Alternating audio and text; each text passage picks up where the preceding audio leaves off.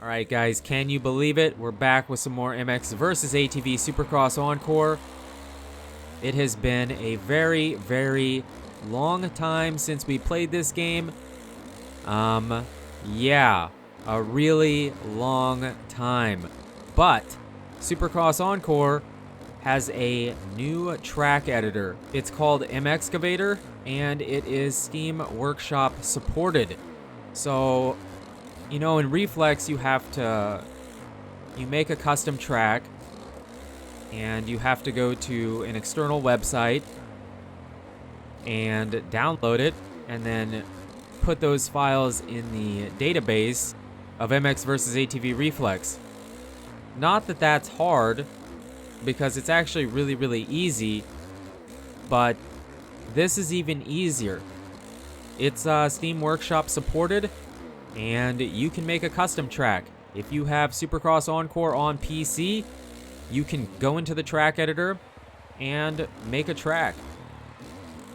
I do show you the track editor, but keep in mind I had less than an hour's worth of time in the editor, so I'm definitely not a pro at using it. It doesn't seem to be super difficult to use, but it is way, way, way more complicated than your Supercross 1, 2, or 3 track editor. You know what I mean? This track editor is way more sophisticated, and you can do so much more. Like, so much more. And before I forget, this is a track by DarkSlides19. You guys should know who he is from Reflex Custom Tracks. He's really good at doing that, and he's made a ton of them. So we're riding around on one of his Supercross tracks here. He actually has his DS19 compound from Reflex in it, but the game on PC, I have a really, really good PC, and I play all games in ultra settings, and everything's fine, but this game, it's like, I don't know if it's not optimized or what, but when I went into his compound, it was like 40 FPS. The compound was great, but my eyes felt like they were gonna bleed because of the 40 FPS. So that's why I showed you that track by him. And as you can see, we did switch over to the track editor now. And I actually built a track before this, and it was awful. It was really, really awful. And this track, it may look cool. I mean, it kind of looks cool, but it sucks. Okay, I do test it for you, and it doesn't work. It doesn't work really at all. It's really bad. But the main thing I want to show you is the track editor itself. So the options it has. Some of them.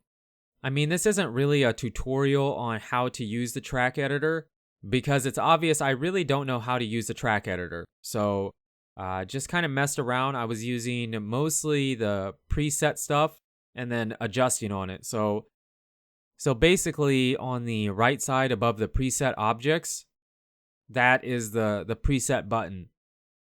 And I was grabbing a preset object, and then you can change the size of it, the strength of it, rotate it. You could manipulate it a lot, and then you can go in and smooth it off, or raise a part of it, or lower part of it. It was really fun. It was actually really fun playing with the raising the terrain and lowering the terrain. That was the most fun part. And then taking the smoothing tool. The smoothing tool was awesome. It was so addicting.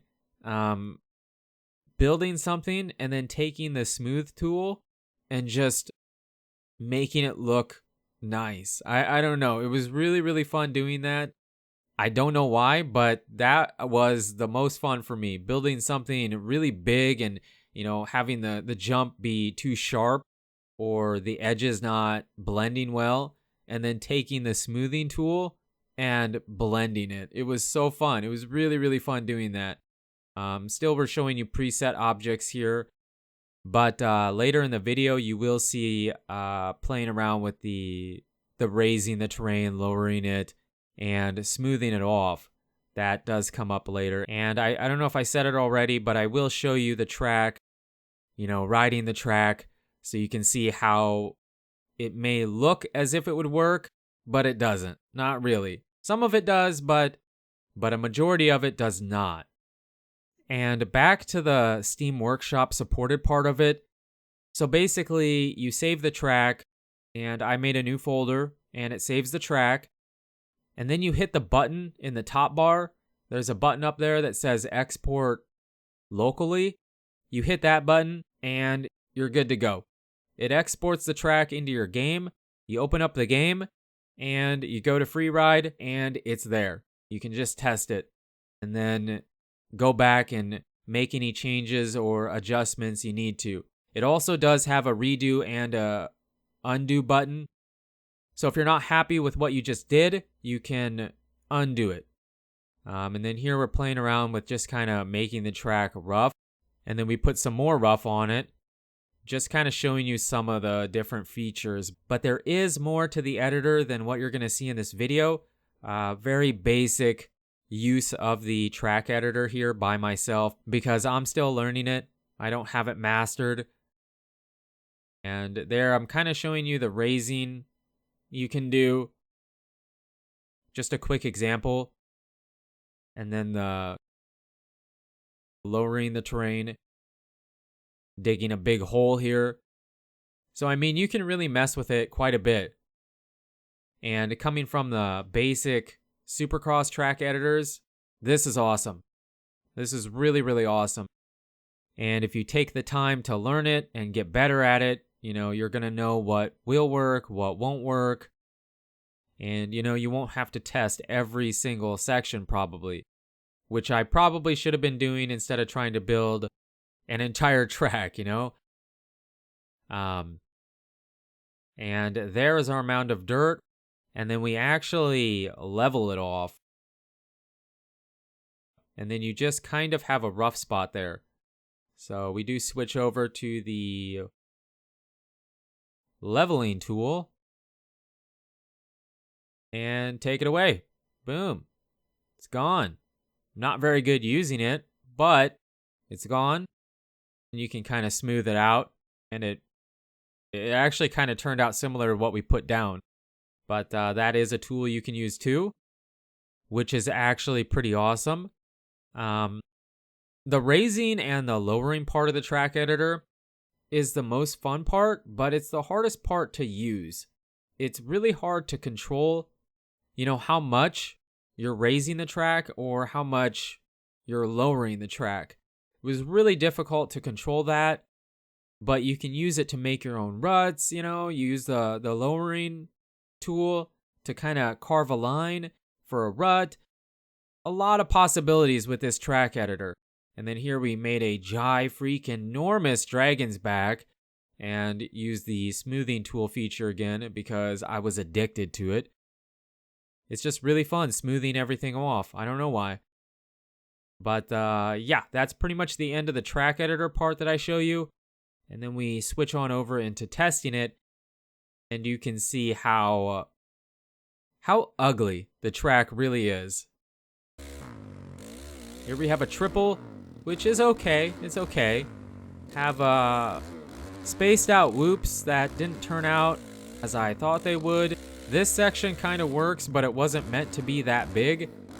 Supercross Encore, you can get a pretty serious preload. Kind of forgot about that. And it was a bit on the slippery side. But I just haven't played the game in forever. You know what I mean? This section did not work at all.